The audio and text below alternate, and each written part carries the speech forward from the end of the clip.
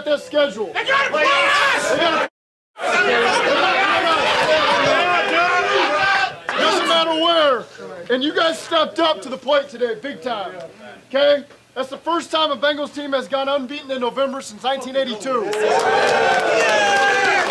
But we all know what months matter the most, right? It's not November, it's not October, it's not September. We're playing our best ball right now. We're going to need that going in. Okay? Defense, everybody gets a game ball. Yes, sir. Their lead back, 17 carries for 38 yards.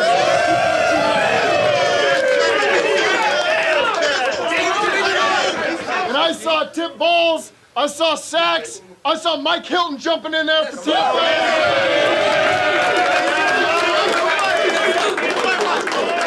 It doesn't matter whose number was called. Everybody on that defense stepped up to the plate. That was awesome. Offense, everybody gets game balls.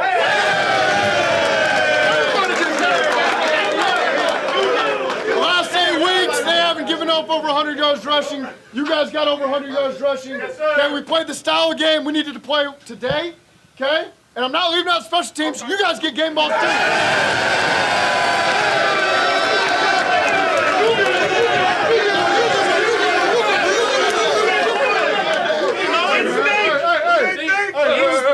Hey, real.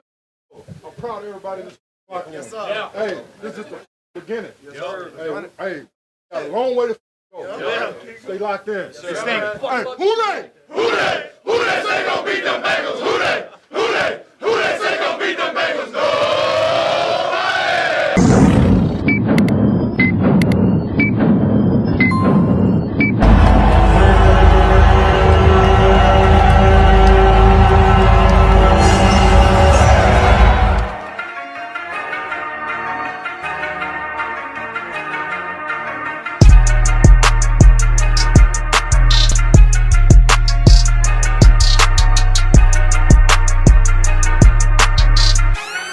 Welcome to the Queen City Shites podcast. I'm your host, Ray Summers. Shout out to my co-host, Maverick Madman. Tell me what's up, bro. Ski.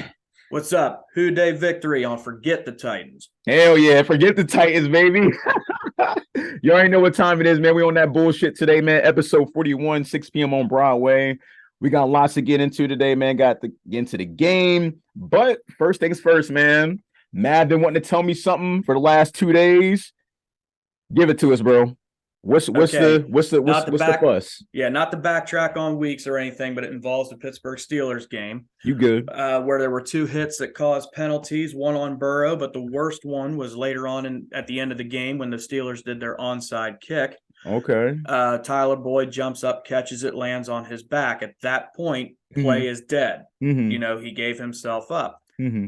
But you have a player on the Steelers team go head first. Yeah, Pickens. Yep, I was going to try not to say his name, but we'll go ahead and it's put all it out good. there. Pickle. But, you know, he goes head first right into Tyler Boyd, right into his head. Mm-hmm. So, which also called a flag. Mm-hmm. Now, the NFL, which I just want to publicly state for Roger Goodell and the NFL, shame on y'all, and y'all better stop lying with the bullshit that you're feeding everybody. Man. On who you're trying to protect and things you're trying to cover up. For whatever it is with the Steelers organization, whether it's interfering with a kickoff return, with a coach stepping onto the field, the amount of illegal hits that happens by the Steelers, you have assistant coaches coming out onto the field, getting into fights with players, and so on and so forth. But whatever you have for them, you just keep sucking their dick. Whoa!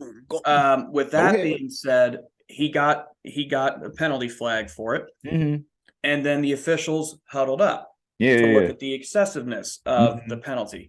And this is where the NFL claims that they're looking out for player safety and things of that nature, which they just fully showed with this as bullshit. Right. So after that penalty was made, apparently there was enough reason for the officials to huddle up and contact the officials in New York who had to review it to see the extent of it. Was there real intent to injure and things of that nature? They determined there was intent to injure, causing said player to be ejected from the game. Right.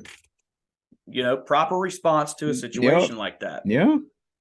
A week goes by and it's announced quietly by the NFL, neither player will be fined for their hits. Oh, So you have a player who deliberately, out of frustration, go helmet to helmet and go straight for a defenseless player's head that caused him to get ejected from the game after it was viewed by both on-field officials and the head of officials in New York to be ejected from a game. But now you say we're not finding them. Please, Goodell, stand back up on the podium and explain to the fans your stance on that, and an explanation on why these players weren't fined, why there isn't any type of suspension for said player that got ejected for the game. I would really love to hear the excuse for that. What is it about that organization? I'm not just saying that because of the Bengals fan and the hatred between Bengals. Oh, yeah. I'm just stating in general. Just facts. You know, you can't say you want rules to be like this, but then when your certain favorite franchises do it, you're going to turn a blind eye. Hey, like they always say, when we do it, it's a problem. But when they do it, so, fuck them, bro. Fuck them. That's all. That was my whole rant on that. Sorry, this is all about Tennessee. Oh no, you good, man. My chest and just publicly blast that out there. You good, man, because like just listen to that and yeah, like you're right, because following the protocol, that's what's supposed to happen. So if they look back on this, they will say he's right. Maverick's right, bro. Like he's right, man. You ain't wrong with none of that, man. Hell yeah, you ain't wrong about that. I agree with you, man. I agree with you 1,000%. 1,000%. It's some bullshit, but we know it's always favoritism and shit, bro. It's always, man. No matter where you're going to be, the workplace, outside of work, is always a favoritism, man. Anything you want to add, though? That shit, you ain't lying, bro. You was not That's lying. all I had to get off my chest on that. Now I'm ready for the Titans. Let's go, man. Let's go. Let's go. Back in action, like I said, y'all, man. Episode 41, 6 p.m. on Broadway, man. Bengals win, man, 20-16, bro. This game was, if I had to take a bite out of Mr. Pierce, that's a subscriber on this channel, bro. He said this was a statement game, and I agree. Like this was a full-blown statement game. They executed the game plan well. They knew Derrick Henry's basically was the bread and butter of the offense. I mean, we all knew. I guarantee everybody that watched the game or before the game knew that the Tennessee Titans is a run pass type team. Like they don't do offense. They don't do passing first. But just to give you a deja vu moment, since Maverick brought us back to we'll give you a deja vu moment, bro. In the playoff meeting, we played the Titans, bro. Burrow was sacked 9 times, bro. He's only sacked 1 time in this game, bro. Got to give kudos to the offensive line on that. That shit, like I said, give offensive line a kudos on that. Also, with the start of the season, I'll be honest with you, my ass was panicking with the 0-2 start. I'm not going to lie to you. Just due to we coming off the Super Bowl. But since then, bro, since the 0-2 start, bro, they ended up winning out like the 7 of the last 9 games, bro. Just went on the road without the top wide receiver Jamar Chase and without Joe Mixon. Going to the Titans' place, win in the fashion that they won. Literally smashed mouth football, ran the ball. Piron did a hell of a fucking job. Higgins did Higgins shit. Everybody on the roster that when their number was called, everybody succeeded in each play they had to do. Hayden Hurst succeeded. Trayvon Williams, we're going to get into that. You say you want to talk about, he succeeded. Like I just told you, Piron, Trent Irwin had an amazing catch in key moments. Of course, Tyler Boyd did what he did. The whole defense did what the hell they had to do. It's like everybody, offensive, defense on all sides of the ball, including special teams, everybody did what they had to do to win this game, bro. And just to top it off, man, this is the first time the Bengals were 3-0 in November since 1982. Man, you got to give them kudos to that. That's a first. We never heard no shit like that before. But other than that, man, I'm telling, we got lots to get into, bro. Go ahead, Maverick, bro. I'm just happy these dudes won, bro. Well, actually, I love the fact about how you talked about what they're doing now and how you felt in the beginning. Yeah, man. I was nervous. I'm actually trying to figure out a way to put this, to be able to say this. But the Bengals, for me, are what I'm going to call a crock pot team. Okay. Now, the reason I say that, I like that though. Follow me on this. It takes a while for your meals in the crock pot to cook. Facts. So at the beginning of this league, there's like a crock pot. You put your raw chicken in. Okay. That was your offensive line. They were raw. All new players, they have to gel together.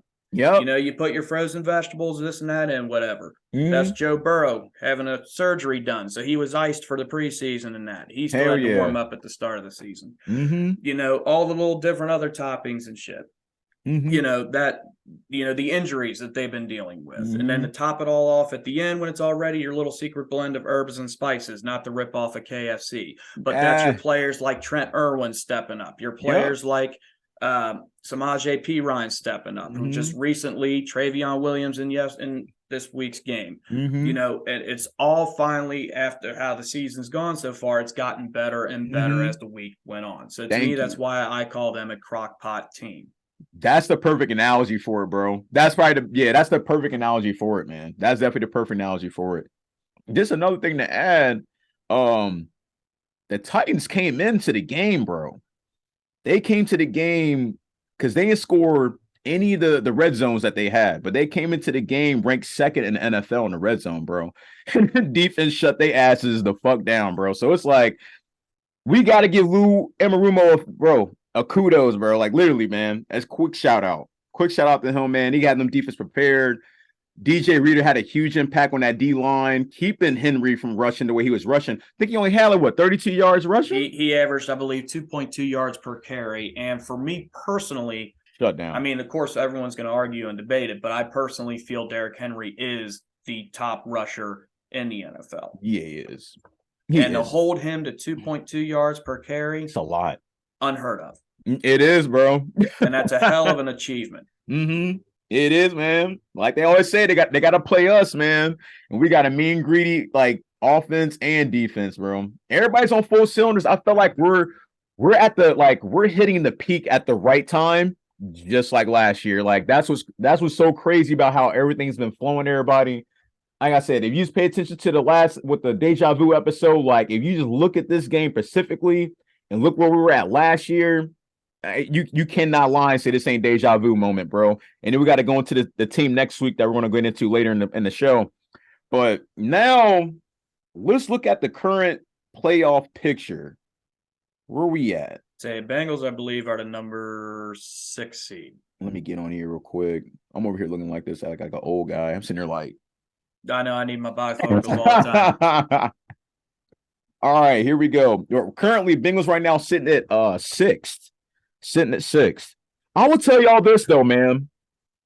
This I will say to y'all, with them winning Sunday's game, there is still a huge possibility we might get a part 3.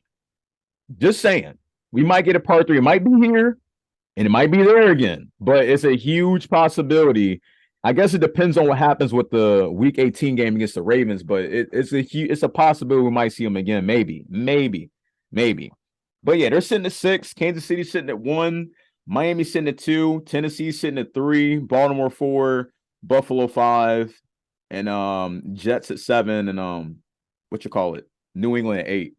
So I'm saying, man, it's possible. It's possible we might see them again, but who knows? Who definitely knows? There's one thing I want to get into that we saw on the Sharp Rewind. A couple people were saying that Jesse Bates had a clear vision to recover the fumble in the end zone that Cam Taylor-Britt caused. Ball hawking on not Jamar Chase, Derrick Henry. On their first touchdown, their first possession touchdown. We just saw it just now. I don't think. What I gotta say to people, man, I feel like there's some Jesse Bates haters out there. I don't even understand why. I don't understand why. It's like, to me, it looked like his body was facing the opposite direction. His momentum is the play of the game happens much faster. Yeah, man. Than when you're watching on TV. That's what I'm saying. That's why they say hindsight is 20/20. Yeah, you can have every perfect scenario with the gift of hindsight. Yeah, man. I'm just like, there gotta be some Jesse Bates hater. I don't know why they hate Jesse Bates, because before, he's a sellout. He wants to lead the team. Then he comes back on the team, and then week one comes up, oh, he ain't doing shit. Like they act like he Joe Burrow or something. Like he can't. It's only so much he could do. He's on defense. Goddamn. Like it's like, come on, bro. Like the hell you want him to do? But like you just said, like his momentum, bro, was basically pushing the other way. As soon as the ball came out, it was like a quick reaction. And just to add, we said it on the Shy Rewind. The field conditions was shit in Nashville. I don't know what they got going on down there in the red clay state, but it almost looked like they was playing on red clay. It was like that grass look. That can't be regulation, bro. That can't be the standard for NFL stadiums on grass. But that's part of the argument that the players union, they prefer that all 32 teams have the exact same field conditions.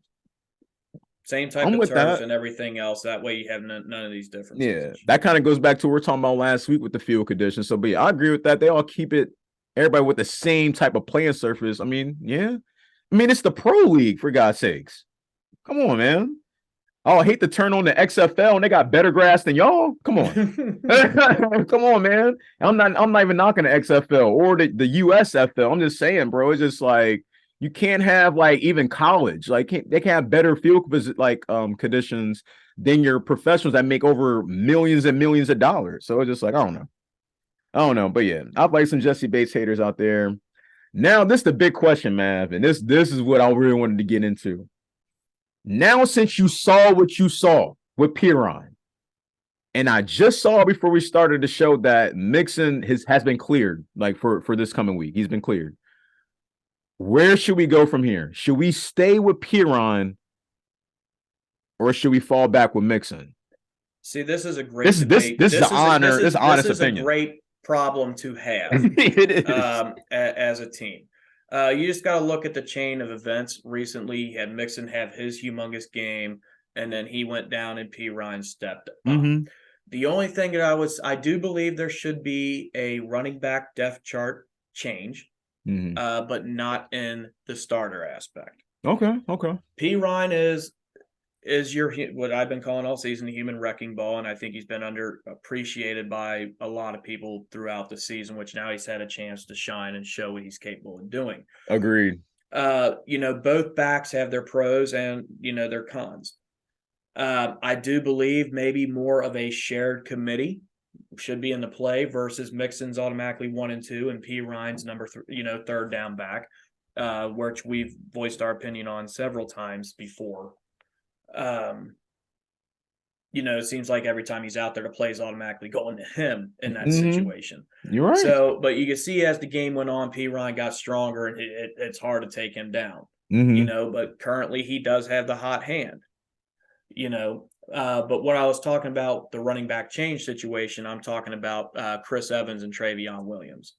Evans has had quite a few opportunities. I know this is only off of one game, but for whatever reason, he was taken out and Williams was able to get his shot and succeeded in it. So I believe there could be a switch up with them. But I just think, more of a shared opportunity between P. Ryan and Mixon. Okay. Like a 50-50 share? More or less. Or more like I wouldn't even say 60-40, 70-30? Or 60-40?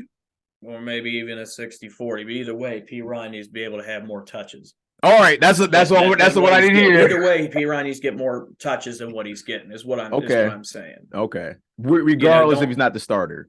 Correct. Okay. All right. Okay. Whether you're switching them, which I think might actually even be a better deal if you switch them out each series. That way you have a fresh back going at it, and then you also have, because they have two different styles of running. Mixon prefers to try to elude the defense. P. Ryan's just going to try to blast right into you. Yeah, he's literally straightforward. Right. Literally, bro. He's looking to truck somebody, shove somebody. But yeah, you're right. And then like you study Mixon is literally, it's almost like I want to call him Le'Veon Bell, but it's Le'Veon Bell light. It's kind of like a patience, but it's kind of like he waits too long. Like the whole, no weird way, it's already dissolving to where he's already caught. It's like he's already caught, that's what and it's over with. There's a cat behind me. I didn't know that. Hang on 1 second. For real? There you go. Oh shit! Sorry, I kept having this weird noise behind my head, and it was driving me nuts. Bro, that was one of them Chevy Chases on Christmas vacation type moments. Yeah, I was like, it's a cat, and it literally jumped out like out of the tree. Oh my God, bro. You took me back on that one, man. You took me that one. That was the Christmas vacation days right there. Mm-hmm. At That's least it funny wasn't a as hell. squirrel or raccoon. Yeah, but I'm saying, good thing was no damn squirrel. But yeah, I'm with you on that. I'm definitely with you on that with the mix. Or as I stated earlier in the season, some type of wishbone type formation where you have both of them back there at the same time. They don't know which way the ball is going. I think that would be much needed going forward. That's where I was going. I thought you should have them both on the field at the same time at this point and just see what happens. Right. Now you got multiple weapons. You got them two. It goes back to what we talked about last season. We got them two. Then you got Chase would be back. And then you got Higgins, Boyd, Hurst. You can't miss at that point. You got your strongest unit on the field. You got your strongest unit on the field. I'm with you on that. Because that's where I was going with it. I think both of them should be on the field. I don't think just one person, but I do agree. Piron should get more touches. He's been producing so well, like week after week. And then with this game, especially being in the statement game, oh yeah, you cannot knock him not getting hit. Like he don't deserve he deserved the reps. He deserved the reps, bro. He deserved the reps hands down. But I mean, we'll see what they decide going forward, man. We'll see what they decide going forward. Like I said, I agree with what you said. I think they should go have them both playing. But either way it goes, they should have them both playing. But I think what hurts, though, now let's get into the conversation with Trayvon and Chris Evans. So it's like, what's going to happen with that situation? Because this is our first time seeing Trayvon. He got more reps than Evans did ever. Well, that's what I'm saying. That's what's nuts. For where Evans was taken out. And Williams got to go in and had more opportunity. Well, part of his more opportunities because of Mixon being out. So you're already down a running back. Yeah. Evans hasn't had that type of opportunity fully. Yeah. But Williams' main problem is he was hurt. Quite a few times, and that's always delayed him. Mm-hmm. But like I said, to me personally, I think we might see a switch with Evans and Williams. Man, it's almost looking like it, man. And almost was just looking seeing Williams come into the game. He almost looked like, don't knock me on this. You remember when Jeremy Hill first came in with the Bengals? It was like that type of explosion, like his impact in the game. Especially with the 3rd and 12 when he caught that ball. He caught the ball in 3rd and 12. Might have been 3rd quarter, 4th quarter. It was a big play because he ended up breaking through multiple tackles, man, and got the first down and it pushed all the way up into I believe no, that was a different play. But like I said, he made a great impact when he came into the game. But that's just my situation. Part of being unknown. You know, everyone on the defense never would have thought the ball was going to go to him in that type of situation. I didn't. I was shocked seeing him in the game. I was like, damn, he's getting more fucking reps than Chris Evans ever had when Chris Evans was available and when Mixon wasn't doing shit or when Mixon and Piron wasn't really doing shit. It was just like he was the main one available because it showed like when we go back in time when Mixon and Piron wasn't doing shit, who was the breakout? Chris Evans. Like Chris Evans caught a long ball or he did something wild, like, made an impactful play that impacted the game in a positive way. So it's just like, I don't know, man. But like you said, it's a great thing to have when you got that dominant running backs in your backfield, man. You can't be mad at that. Definitely can't be mad at that, man. Here we go. I don't know who goes first, but offense, defense, special by all teams. means, I'll let you go ahead. All right, bet. And play calling. Okay. I'll go backwards. All right, play calling. I'll give it it ain't an A, but I'll give it a solid play calling as a whole. I'll give it a solid B-. Just a solid B-. Special teams, A. Defense, the fact that they kept the way we talked about earlier, Henry to like 32 yards or whatever it was. And like I said, I gave you the stats. They came in second best in the league. I'm giving them a B-. Offense. Only thing I didn't like on offense, and I pointed out in the Strive Rewind, was the play that Burrow had. The QB sneaking is freaking me out. It's like, the first slide was cool, but the head first stuff is mad dangerous, and especially the last one. The last one was just unnecessary. It was 3rd and 11. The game was pretty much sealed. It was 20-16, I believe. Yeah, it was 3rd and 11. I feel like if they weren't going to pass the ball, they should have just handed off to either Piron or Williams. Like it'd have been just that easy. And then of course the okey doke happened at the end where the defender hit the defensive player on the special teams and it caused automatic first down and we left out of there. But yeah, that's that. In offense, did I do all? Am I tripping? Did I just do defense or offense? You did defense. All right, thank you. I'm all over the place, G. My bad. All right, in offense. Due to they executed the game plan well with inserting Piron and inserting Williams, Burrow's playmaking motions, T. Higgins playing big and strong. I'm gonna go B+. I'll go B+ with that. I'll go B+. But yeah, that's my grades. I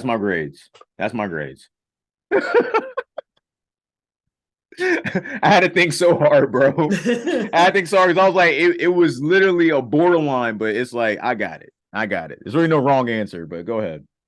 All right. I guess for play calling coaching aspect, I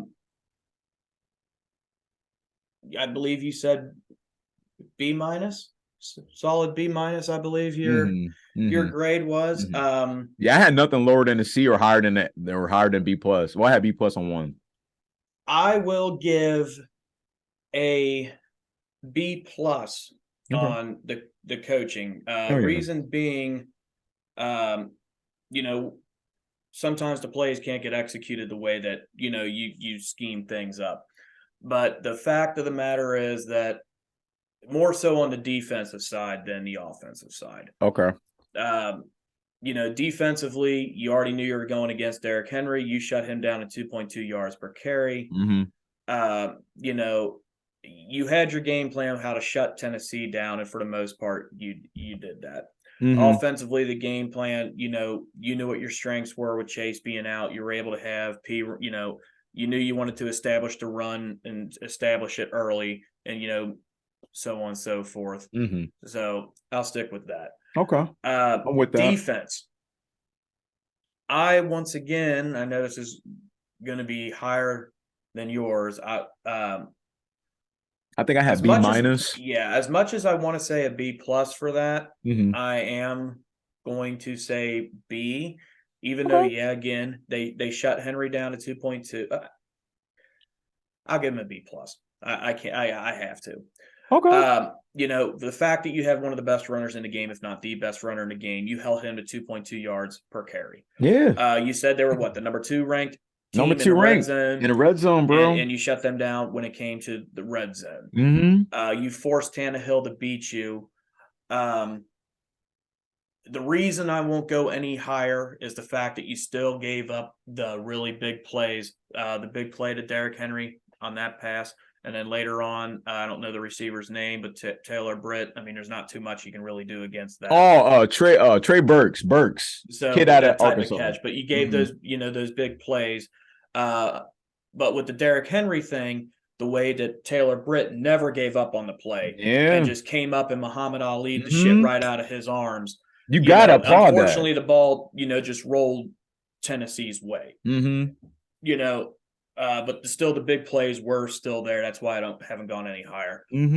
Offensively, I'll go at a B. You started off very slow. The first half, you were able to do just enough, even though Tennessee does have a good defense.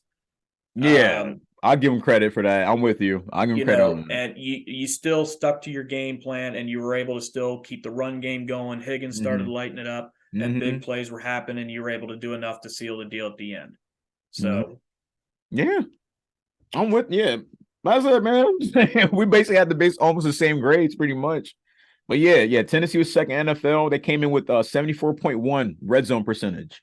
That's what it was. That's a great percentage coming in. But that's due to Derrick Henry, man. So yeah. That's it. We are forced to be reckoned with, man. Definitely a force to be reckoned with. Play of the game, bro. You should play the game. Play of the game or player of the game? Play. My bad. Play of the game. Yeah, There are many plays for me that are a play of the game. So I'm going to actually give 2 plays of the game because these are just me personally. Okay. Offensively, the play of the game for me, basically because no one really expects this out of him, is the Irwin third down, how he came out of nowhere and caught that at the sideline. Same here, bro. As much as I want to give it to Higgins, I think Higgins is the offensive player of the game. But the play of the game for me offensively was Irwin's catch on a big down. It was, because that set up the T. Higgins touchdown. Correct. That caught, like, y'all, the way when you look at the strike rewind, Burrow threw a perfect over the shoulder pass, only where the wide receiver can get it. Just elite play by Burrow, bro. Threw it right over, caught it, had both knees in. Money, man. You can't be mad at that. And it set up, like I said, it set up the T. Higgins touchdown. Yeah, I'm with that was mine. I had that down there too, written down. But yeah, there's a lot of plays though. There's a lot of plays. You can even put like the Trayvon Williams play when he caught that those screen on, like it was on 3rd and 12. There's many plays to choose from. It's hard to just that was a momentum like defensively play. For me, it's hard because there's 2 plays. Even though he got beat and we didn't get the fumble, the way Taylor Britt came up and stripped that ball from Henry, that has to be one automatic. But for me, the one that really also stuck out, and I'll have to give the defensive play of the game to, is Mike Hilton. Okay. The underrated defensive player of the game for me. That one play, I don't remember which quarter it was in. He had a clean shot. Now, this is a guy who's only 5'9" and plays corner. Yeah. And he trucked over Derrick Henry and took him straight down. He did. He took him mano a mano and gave him like a 5 or 6 yard loss. He did. So so to me, that was the defensive play of the game for me. Okay. All right, if I had to pick a defense play of the game, definitely the Cam Taylor Britt play. But another one. All right, well, it'd be 2 more. One special teams, but that's what I'm saying. There's so many. The missed field goal going into halftime was huge. Yes, I still feel like that was huge. Yeah. Also, them doing the goofy shit at the goal line on the field goal, that what we're talking about earlier, the defensive player on the field goal that caused us to get the first down and basically take the knees. Yeah, those was key plays, but that missed field goal was ferocious right there. That was huge right there. Especially since they were getting the ball back at the start of the half. That's what I'm saying. They would have got the ball back at the start of the half. So that was huge. So them going into halftime, they basically pulled a Kansas City Chiefs of last year. They basically pulled the same shit they did. Try to go for it on 4th, and then they didn't get it, and missed the shit. Yeah. curtains, man. Curtains. But yeah. All right, we both said the same shit. Players of the game. I think you already said yours though, unless you got more players. More or less. Higgins to me was the offensive player of the game. Yeah, I'm giving it to Piron and Higgins and the offensive line. Matter of fact, bro, if I'm fuck that, the whole team get game balls, bro. Well, exactly. That's why everybody got game balls. It's real hard to really just pick and choose anything. Yeah. Matter of fact, everybody. I can't even single one person out. Everybody's a player of the game. The way they were showing, the replays. You can say Derek Reeder, could be also the player of the game. He's carrying 2 offensive linemen to clog up holes. I saw that on the rewind. Yes. He was literally pushing, bulldozing 2 linemen to keep that hole clogged up for Henry to have nowhere to go. Ass, bro. He was holding Henry like Simba. Lord, bro. Yeah, I'm with you on that. I'm definitely with you on that because, I did peep that. I'm glad you added that because I was about to bring that up too, but I forgot all about it. So you just mentioned it. But yeah. I truly believe this game would have been totally different if Reeder wasn't in there. Oh yeah, if we played Tennessee during the time he was out, I think this could have been a totally different ballgame. Oh yeah, if it was Josh was named Tupou or the other guy, that like we saw in the weeks when he was out, that gap would have been open nonstop in the middle linebackers. Either way, though, also at the same time, you watch the linebackers and everybody still had their holes clogged. Oh yeah, they did. They did for sure. Hell yeah, man, that's funny as hell. All right, we got our players of the game. We did the play of the game. All right, that's it on that one. Up next, man, we got the Chiefs, man, at 4:25 p.m., man. Technically a night game since we're on that daylight saving shit. So what we got to do, bro? We got to do to win this game. This is huge. This is it. Like we're on the playoff. We're on the road to the playoffs right now. Like this, every game is a playoff game here on out.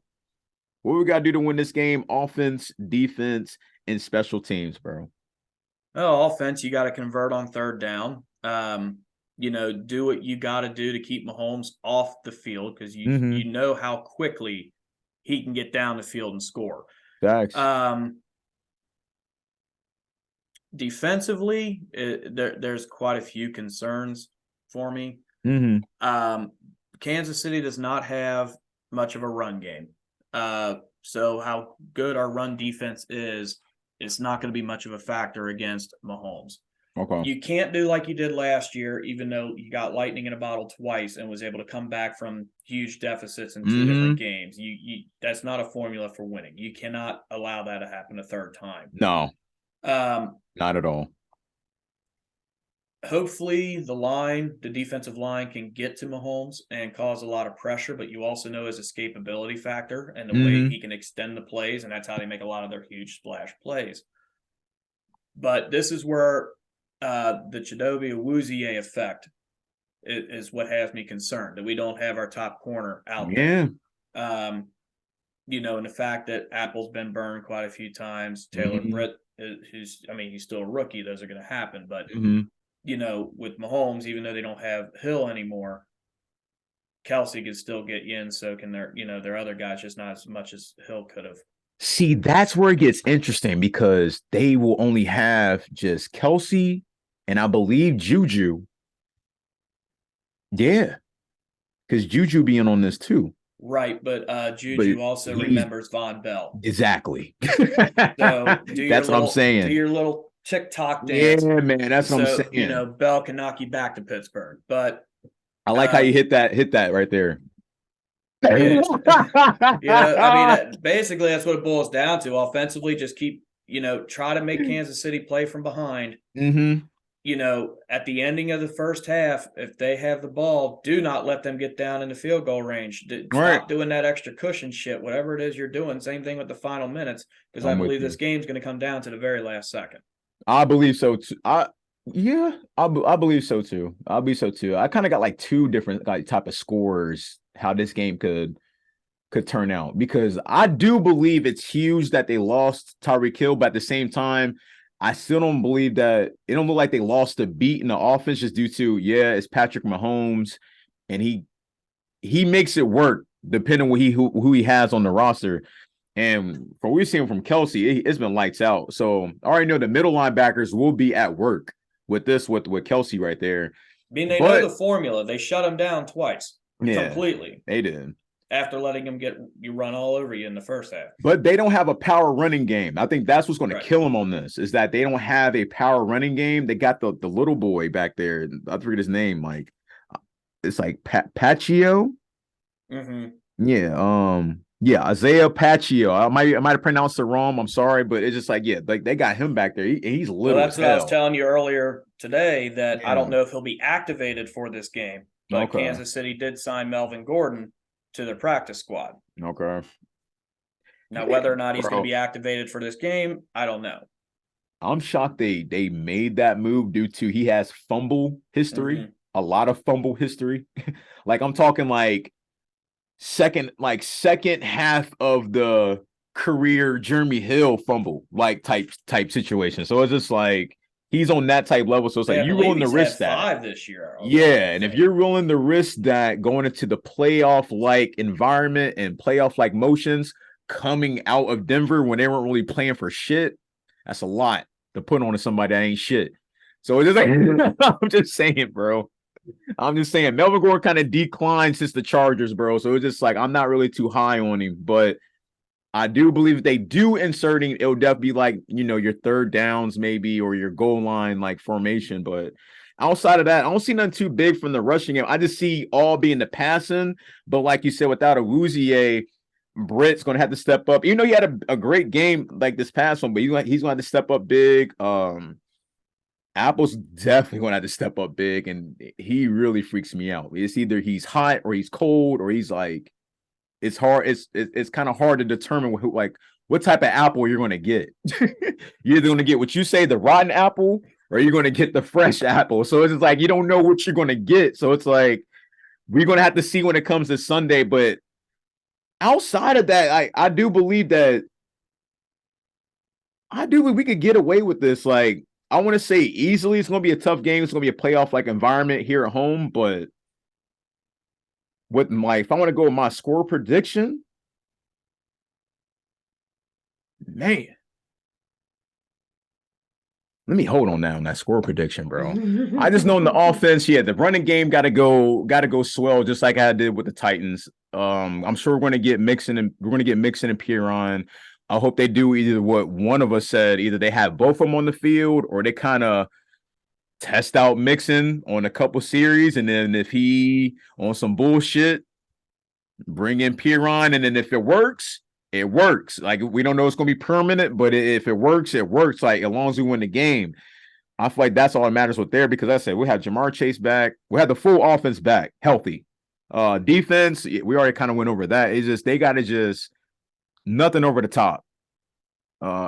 Thank God that we still got both our great safeties. None of them are injured. But like you said, without a Rouzier, that might still be a little huge. If we had a Rouzier, man, it might be a tough passing game for them. We still had a Rouzier, and that's just me just being confident on our defense.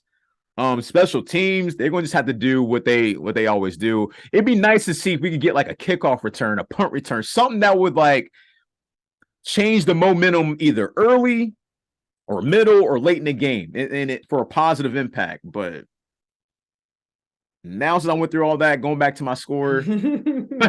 Sorry, y'all. Going back to my score. All right, I got two of them. I'll tell you my first one first. I'll let you go, and I'll tell you my last one. I'll give them. Not give them. I'll give the whole game as a whole. I'll say the Bengals win this game. The Bengals win this game 35-24. That's what I got. 35-24, and a lot of key turnovers in that fourth quarter. Go ahead. We're very close. I see a 31-27. That's doable too. That's great. That was my second score. A field goal is not going to win it. The team, is going to. Yeah. Kansas City needs to get down the field and get in the end zone. Mm-hmm. Got to get in the end zone. That type of setup is always what concerns me. Mm-hmm. And I feel like I'm glad you said that. I feel like that's literally that has to be the norm of the AFC. Is like you're going to have to get in the end zone to win the game. I mean, we saw what happened with the Bills and Chiefs last year and present.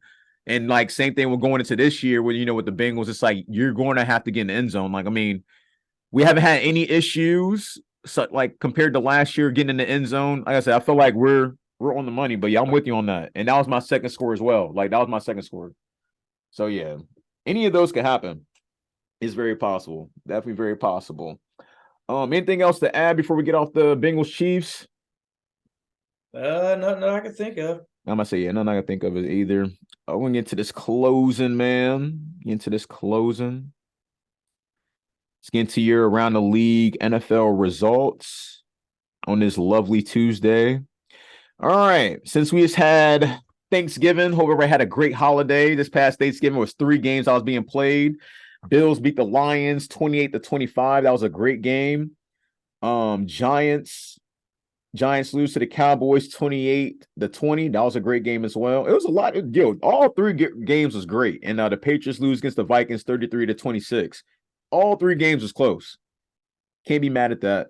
We just told you about the Bengals beating the Titans 20-16. Not the Broncos. The Buccaneers lose to the Browns. That one. I don't know what happened. I literally don't know what happened with that one. I was shocked because I could have sworn the last time I looked at the game, Tampa Bay was winning, but yeah, they let one up at the last 32 seconds. I see, but that's that.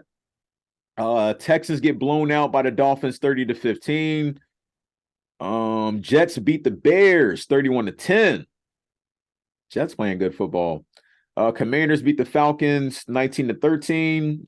And the Panthers beat the Broncos 23-10. going into that game, what we're talking about earlier, bro. I don't know if anybody peeped, but it was a D lineman that was in Russell Wilson's face.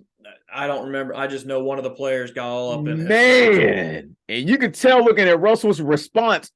Yo, dude brought the Rachel out of him, bro. Oh yeah, let's ride.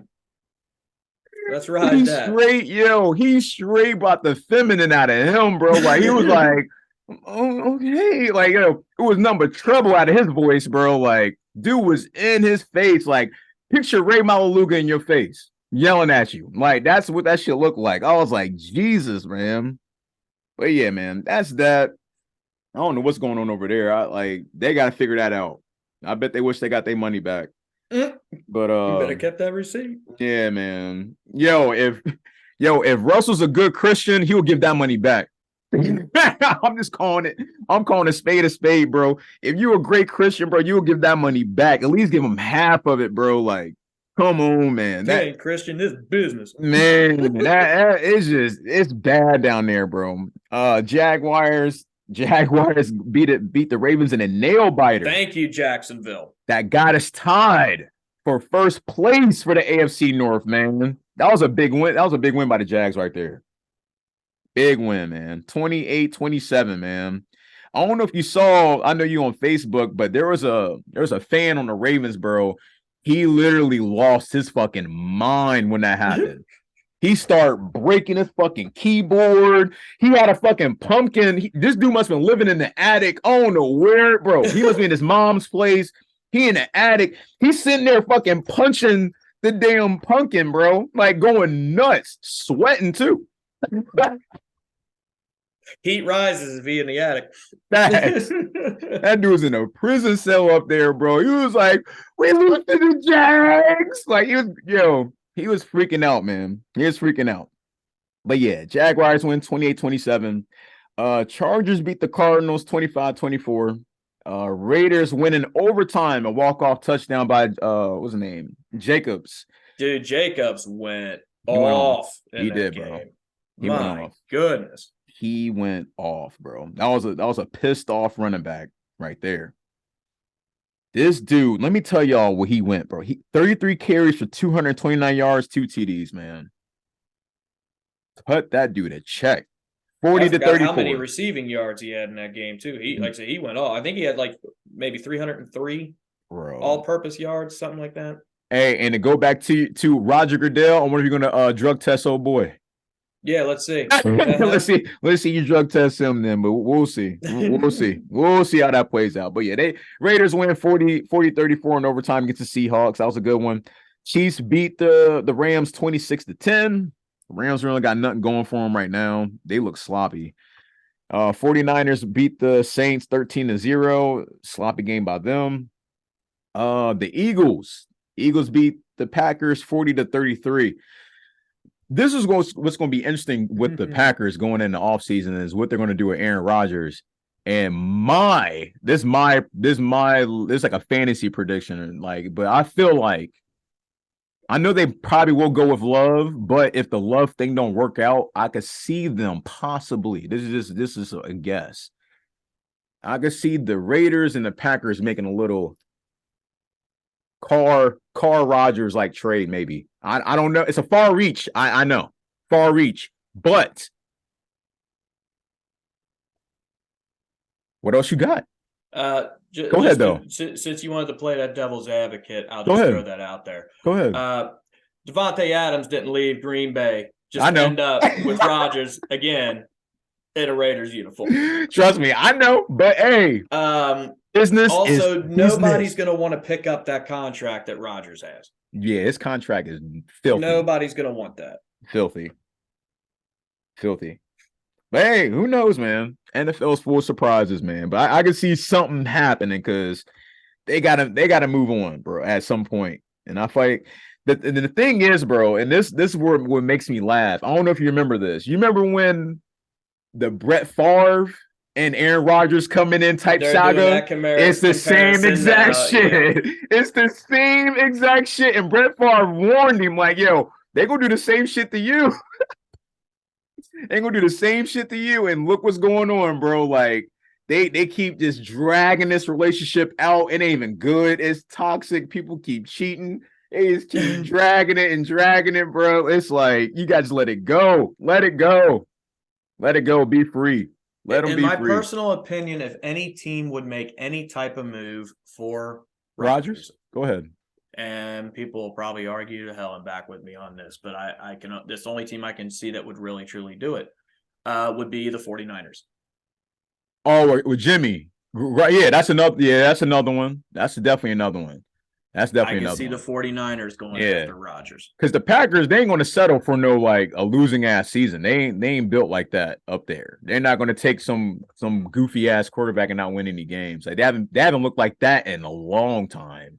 So it's just like, yeah, I'm with you on that. I can see that too. I can see either or, but definitely the Jimmy one. I feel like that one might make more sense than the Derek Carr one, but either or, anything is possible. Anything is possible. The only thing that makes sense with the Carr one is because him and old boy be back together. But like you said, I don't think he wants that shit. But who knows? I don't know. Devontae has a relationship with Rodgers. He didn't really say anything bad about Rodgers. I don't know anything about their relationship, so I don't know if he open to that or not open to it. But it's all good. But anything can happen. Anything can happen. And lastly, this past Monday night, yesterday, the Steelers beat the Colts 24-17. Steelers, they trying to get in the playoffs somehow. They trying. Mathematically, they can. It looks, it's almost like how it was last year. They sneaking from the behind. No weird way, but yeah, man. I don't know what happened to the Colts, man. I don't know what the fuck happened. I mean, they were projected to make the playoffs and all that shit before the season started, but they looking pretty slim. But yeah, that's all we got on that on the results, man. I don't really got no major NFL news. There ain't really nothing big going on. Still waiting to hear on the Odell Beckham saga. Oh yeah, I already heard all about that. Yeah, airplane and yada yada. Yeah, with the whole airplane incident. All right. I was talking to my sister about this, and this is where I agree with her. It's like it's three sides to the story. There's him, there's them, and then there's the truth. And so it's like we don't know what happened, but what I do know is just due to who he is, it's easy to make a narrative about somebody like him. That's right. All I know.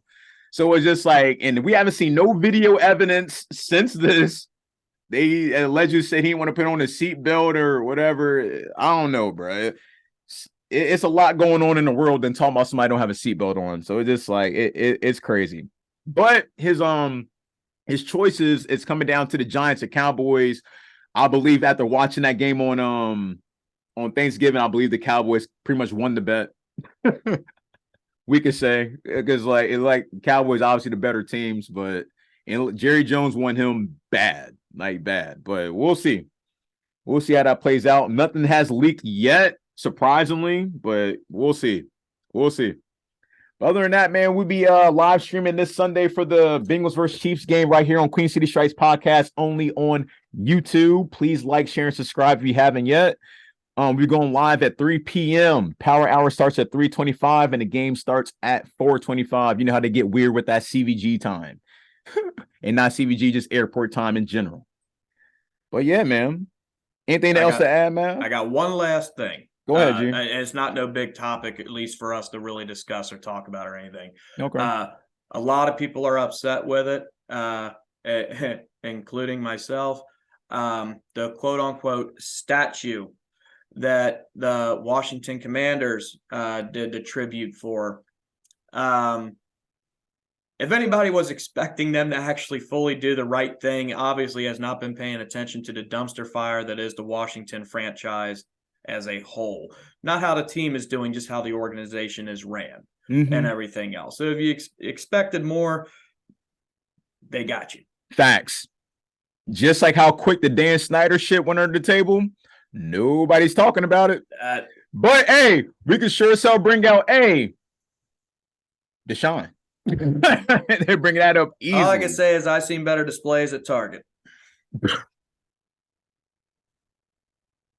Damn, bro. I feel you, man. If you're going to do that big of a presentation and that, and everything else, and that was the best you can come up with is some chicken wire with a uniform on it, as Chad used to say, child, please. Yeah, exactly, man. Fuck out of here with that shit. Ooh, hold on. Before we get off here, let me check the pulse, just like I did last year. Deja vu. Just like I did last year. Let me check the pulse on Maverick, man. How you feeling, bro, from that Saturday? Damn, Maverick caught amnesia. The Ohio State, Michigan. I don't know what you're talking about. This is what I'll say, and this where I will be on your side with this. I still believe Ohio State still has an opportunity to get in the playoffs due to only lost one game. Alabama lost 2 games. I don't see them getting into it. It'd be a long stretch unless what happens in that SEC title game, they win by a large margin. Maybe they get in, but I feel like Ohio State. I do feel like Ohio State and Michigan will see each other again. That's me. That's what people want to see. I would really hope so. But people want to see that. I even said as an Ohio State fan early on in the season, from what I saw from Ohio State and what I saw with Michigan games, Michigan still looked more like a more complete team. That for whatever reason, Ohio State could not get everything running on all cylinders, and it showed up in that game. I see you, bro. I feel it, man. I feel like they still got an opportunity, man. I feel like the people want to see a round 2. I feel like that'd be blockbuster to see right there. Like, I don't know what it probably like what because it's like what the 1 and 4 going against each other and the 2 and the 3. So yeah, it'd be nice to see that possibly, but who knows if that will play out that way? Who knows? We'll see what the committee does, but they do a lot of surprising shit. So anything is possible. And another thing before we get out of here. It's been a lot of heartbreak in Cincinnati, bro. Yes, there has. Luke Fickell left. He accepted the job at Wisconsin Badgers on Sunday. It might have been after the game or before the game started. It was announced the next day, but the rumors already came flying out. Yeah. So yeah, that's official. People. This is what I gotta say about this, man. It's like. People do have families, and I get it. It's a bigger, better opportunity. But if I'm looking at a player aspect, and I'm looking at like the players that like they don't really have a family, and like the football team is their family, and you bought into the system, and you have this father figure like guy that's basically like he's like your best friend. Like don't get me wrong, like I'm sure, yeah, you could call and text me, but we won't be that close since I'll be up in Wisconsin. So it is like. It's not the same. So it's just like it kind of sucks like how the relationship gets like literally cut like just like that just because you guys didn't have a successful season. I don't like the coaches bailing out on the players like that just because you didn't have a successful season.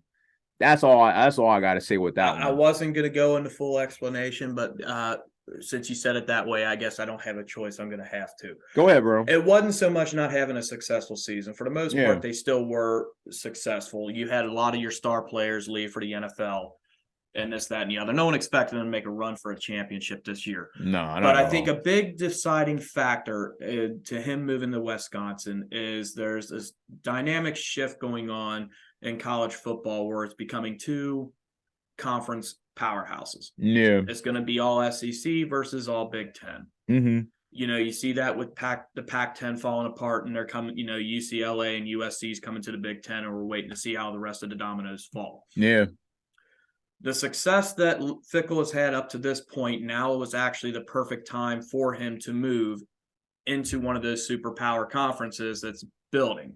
You wait another year, UC's making the jump to the Big 12, but no disrespect to the Big 12, but how competitive is it when you compare it to the SEC and the Big 10? Exactly. So I understand making the move now, and then down the road you stick with UC, they make it to the Big 12, and when you first make that transition, you're going up against better squads.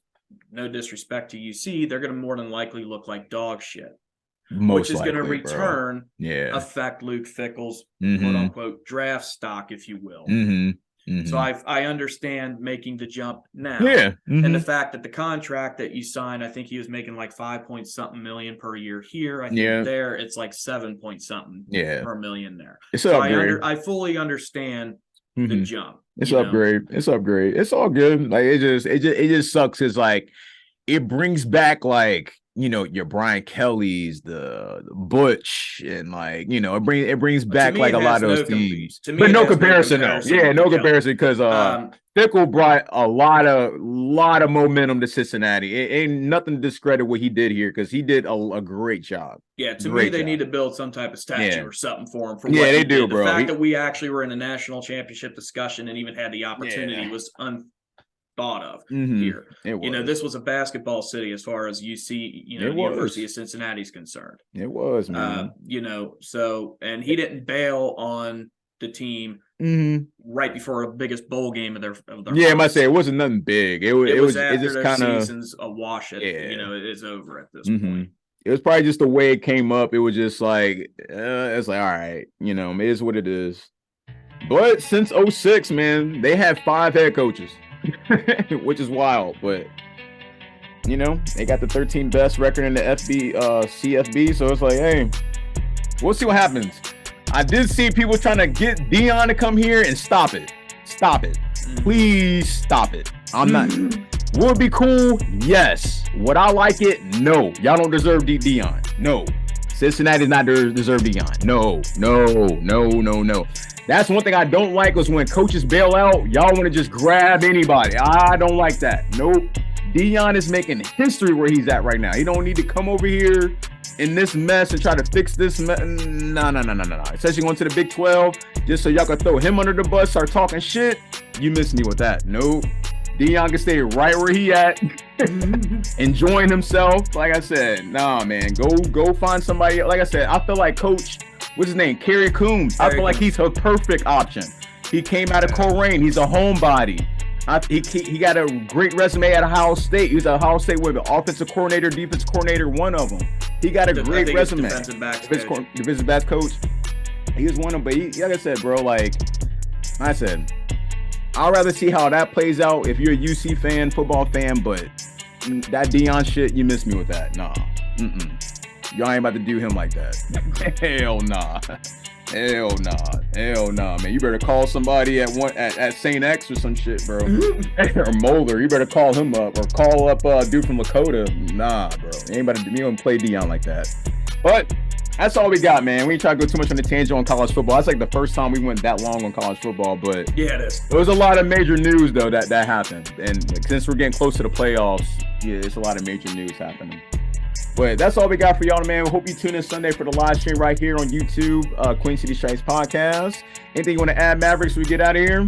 Just ready to make it 3 for 3 against the Chiefs. Facts, man. Road to the playoffs, man. Hope we get this W on Sunday. That's all we got for y'all, man. I'm your man, Ray Summers. That's my man, Maverick. We're going to give y'all a hoo-day. Hoo-day. We love y'all. We out, baby. Salute.